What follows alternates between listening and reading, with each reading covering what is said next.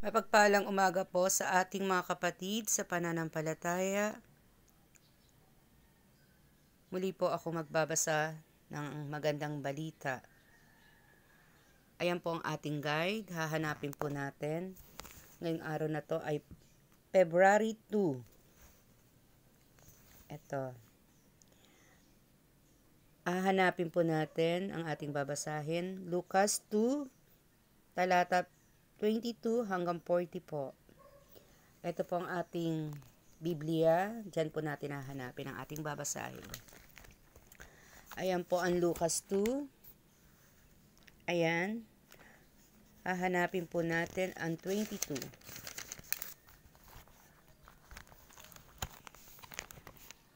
Ayan po mga kapatid ko. Basahin na po natin. Dinala si Jesus sa templo.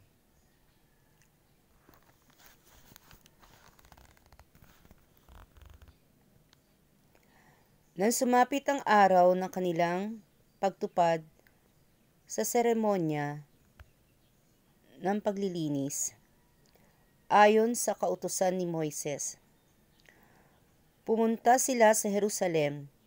Dinala nila ang sanggol upang iharap sa Panginoon, sapagkat ganito ang nasusulat sa kautusan ng Panginoon. Bawat panganay na lalaki ay itatalaga sa Panginoon. Nag-alay din sila ng handog ayon sa nakasaad sa kautusan ng Panginoon. Magkapares ng ibon, bato o kaya'y dalawang inakay na kalapati. May isang tao noon sa Jerusalem na ang pangalay Simon. Isang lalaking matuwid, may takot sa Diyos, at naghihintay sa katubusan ng Israel. Nasa kanya ang Espiritu Santo. Ipinahayag ng Espiritu Santo sa kanya na hindi siya mamamatay hanggat hindi niya nakikita ang Kristo na ipinangako sa Panginoon.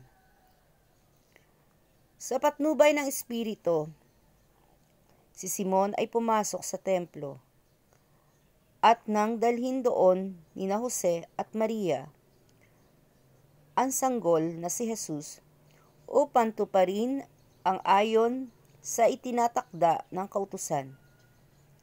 Kinarga ni Simon ang sanggol, pagkatapos nagpuri siya sa Diyos.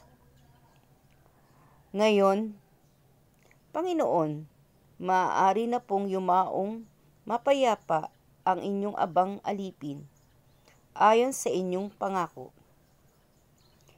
Yamang nakita na po ng aking mga mata ang inyong pagliligtas, na inyong inihanda sa harapang ng lahat ng bansa.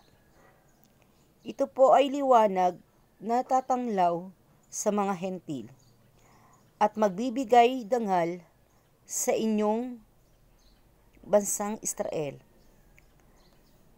Namangha ang mga magulang ng sanggol dahil sa sinabi ni Simon.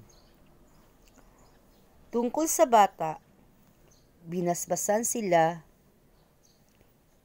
ni Simon at sinabi kay Maria, tandaan mo, ang batang ito'y nakatalaga sa ikakapahamak o ikaliligtas ng marami sa Israel. Siya ang magiging tanda mula sa Diyos. Ngunit tutuligsain siya ng marami, kaya't mahayag ang kanilang iniisip. Dahil dito, magdaranas ka ng matinding kapighatian, parang isang patalim na itinarak sa inyong puso. Naroon din sa templo ang isang propetang babae na ang pangalan ay Ana, anak ni Phanuel, at mula sa lipi ni Aser. Siya'y napakatanda na. 7 taon lamang sila'y nagsama na ng kanyang asawa. At ngayoy 84 na taong na siya, byuda. Lagi siya sa templo at araw-gabi sumasamba sa Diyos sa pamamagitan ng pag-aayuno at panalangin. Nang oras na iyon, lumapit siya kina Jose at Maria at nagpasalamat sa Diyos. Nagsalita rin siya tungkol sa sanggol sa lahat na naghihintay sa papalaya ng Diyos sa Jerusalem.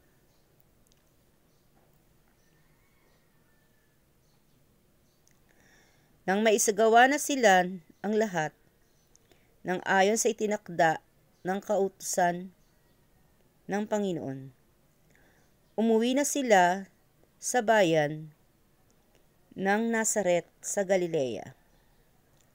Ang batay lumaking malusog, puspos ng karunungan at kalugod-lugod sa Diyos.